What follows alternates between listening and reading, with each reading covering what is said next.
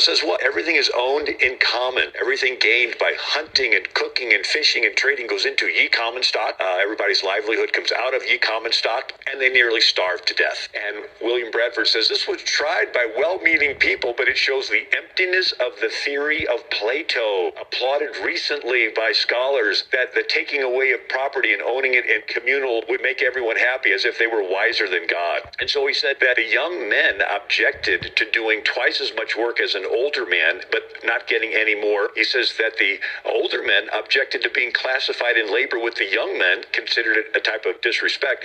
And he says the women objected to having to wash other men's clothes. And so he said, after much discussion, we came up with a plan that every family would be allotted their own plot of land. And he says this made all hands more industrious, so that much more corn was planted than otherwise could have done. So Plato, Sir Thomas More, Sir Francis Bacon, that was all theoretical. It's all for the collective good. Good morning, Patriots. JT here, Serenity Farms prepping.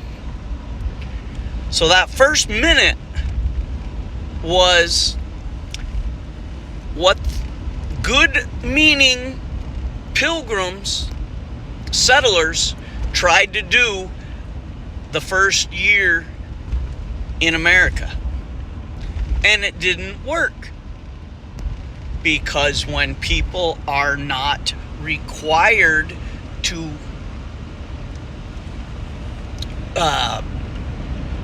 pull their share, they won't. But they expect the same. That is exactly what we see today. We could even look at it as the illegal invading military-aged men. They offer nothing to our country.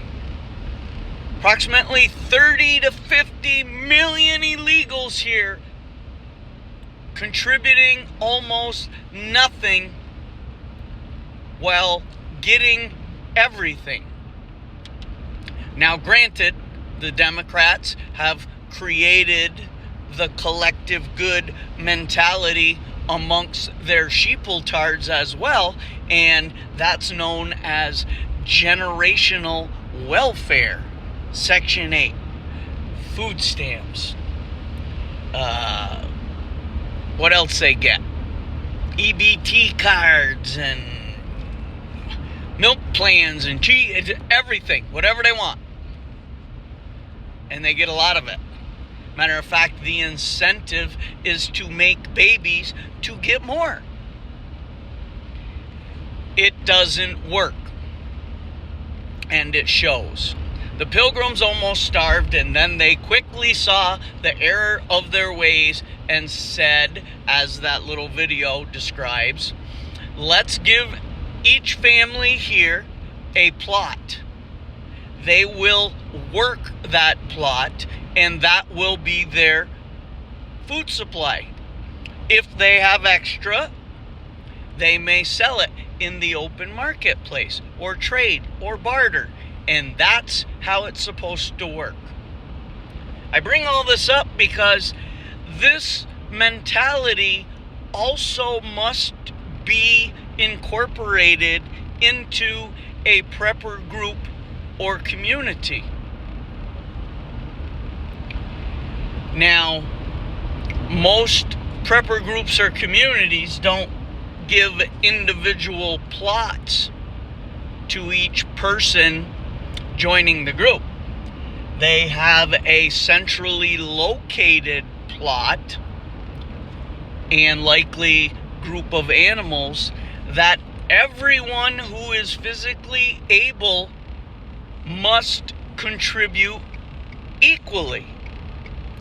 Now, obviously, some people have talents, skills, physical attributes that others don't, but they work around that. Those who can't quite contribute as much physically do what they can and may have many other skills or attributes they can contribute, such as the harvest or cleaning the vegetables and the fruits or the animals, and canning, everything that has to be done anyway, but everyone contributes equally.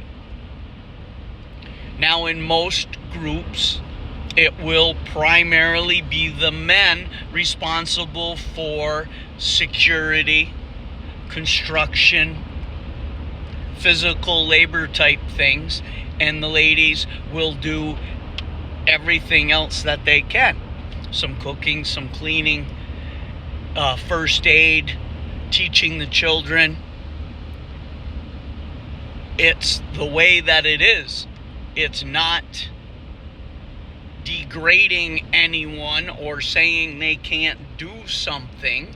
If a woman can take a rucksack and a rifle and patrol for 8 hours a day in 2-foot deep snow, and it takes a little load off the rest of the group, bring it on. Likewise, if a man, for some reason, cannot accomplish his duties for a day or a week or a set period of time, then he will be doing other duties which he may not consider very manly. But that's tough shit. It's the way it has to be. So the Democrats continually push the collective good because they are quickly turning the country into a nation of the majority people don't work. They take, they don't give. Yeah, they give their big speeches about making the rich pay their fair share. We're not going into that. It's a load of crap. What we're more concerned is the middle class is disappearing rapidly. Very soon there will be the rich uber elite, many who are not evil. They're just rich. But they will compromise 1%. They might be compromised, but they will comprise 1%. And the other 99% are going to be enslaved, working at whatever task are assigned them, and then they will get whatever crumbs the elites decide to give them. Now, with that being said, the 99% is going to be a very small number. If the Democrats and the deep state get their way, and the poison thing, and the illegal invading military age men, potentially a war, terrorism, bombs, the population is going to be greatly reduced within the next year or two. Doesn't matter who gets selected. No one man is going to save us. No self-anointed savior. No divinely chosen person. No letter in the alphabet. Stop the nonsense. And get your group together.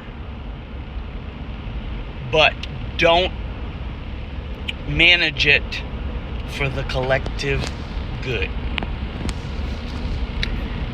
And that is a history lesson for today, because history always repeats itself, doesn't it?